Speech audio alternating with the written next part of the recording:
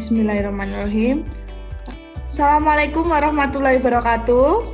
Waalaikumsalam warahmatullahi wabarakatuh.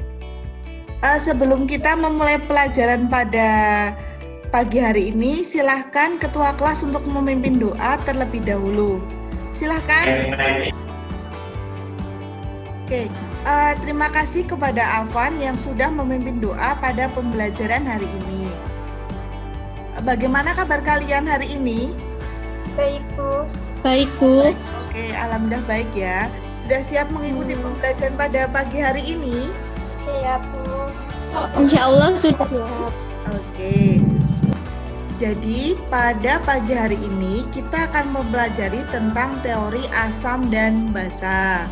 Oke, Bu Fitri akan menampilkan PowerPoint. Apakah PowerPoint-nya terlihat? Terlihat, Bu.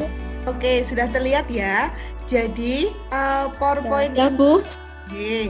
Jadi PowerPoint ini bisa kalian lihat nanti di portal belajar di materi pembelajaran. Oke, mungkin ada yang bisa mengemukakan pendapatnya, contoh asam atau basa dalam kehidupan sehari-hari. Siapa yang mau menjawab? Asam cuka, Bu. Contohnya. Asam cuka, iya betul. Apa yang sudah disampaikan bahwa contoh asam dan basa dalam kehidupan sehari-hari, kalau asam itu adalah asam cuka, kemudian basa itu contohnya adalah sabun. Oke, pada pertemuan kali ini kita akan membahas asam basa itu menurut 3 tokoh. Tokohnya siapa saja ya? Ada yang bisa menjawab? Saya. Oh ya, ketika akan menjawab silakan sebutkan nama sehingga bisa dicatat sebagai nilai keaktifan kalian. Oke, Mbak Maidatul, silakan sampaikan pendapatnya. Yang mengemukakan teori asam dan basa ada 3, yaitu teori Arrhenius, Bronsted-Lowry, dan Lewis.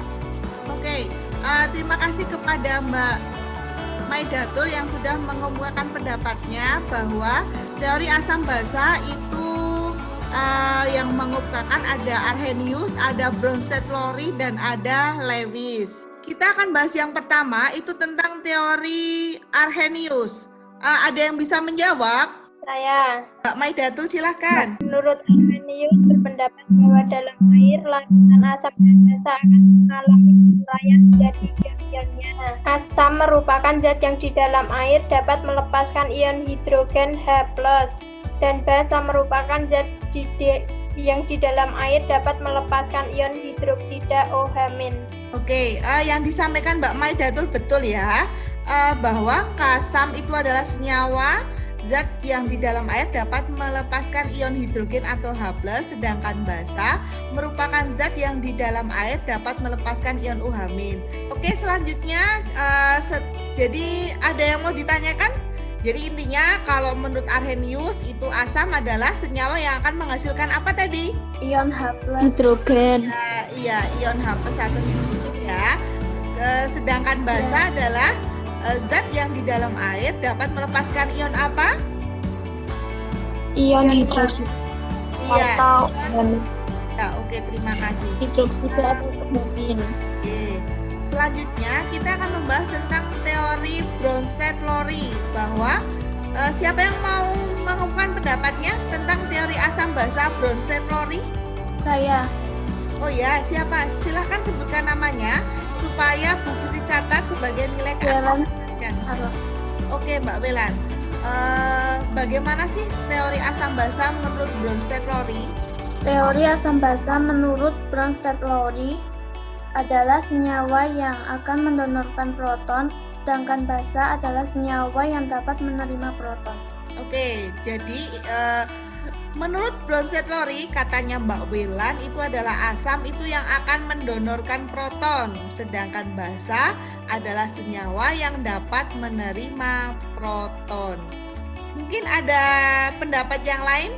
Enggak, Bu, sudah jelas. Oh, sudah jelas. Oke. Sudah jelas, Bu.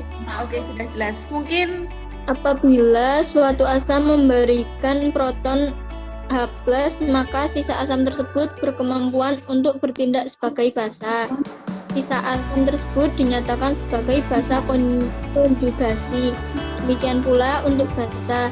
Jika satu basa dapat menerima proton H+, maka zat terbentuk berkemampuan sebagai asam, disebut asam konjugasi.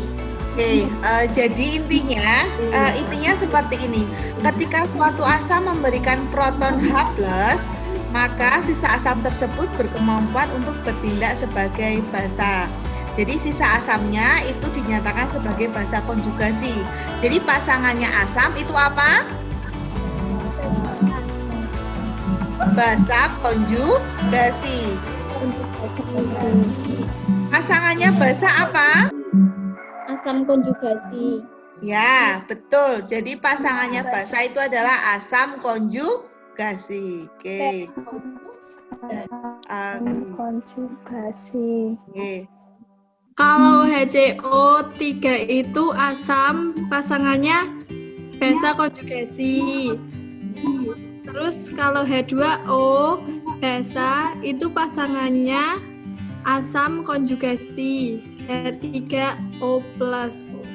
Oke, kenapa Mbak Nadia bisa mengemukakan bahwa H2O itu basa dan pasangannya itu H3O+ atau asam konjugasi? Kenapa? Alasannya apa Mbak Nadia? Itu kan Silakan. HCO3- itu basa. Karena kan mendonorkan ke basa konjugasi. Jadinya min. Kalau min itu berkurang itu berarti asam.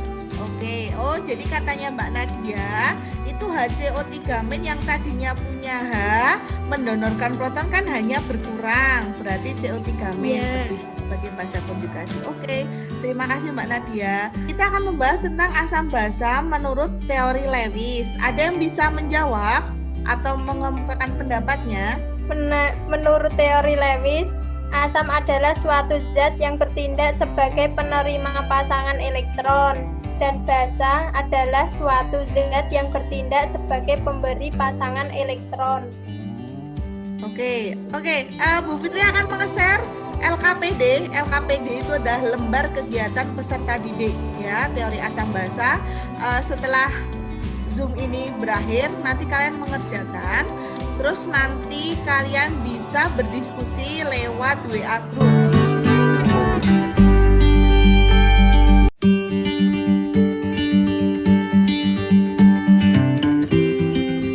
Assalamualaikum warahmatullahi wabarakatuh. Saya Afan mewakili dari kelompok 1 membahas tentang Arrhenius, bahwa asam itu ada ion H+, ada ion H+-nya maksud saya, dan basa ada ion OH-nya. Terima kasih. Wassalamualaikum warahmatullahi wabarakatuh.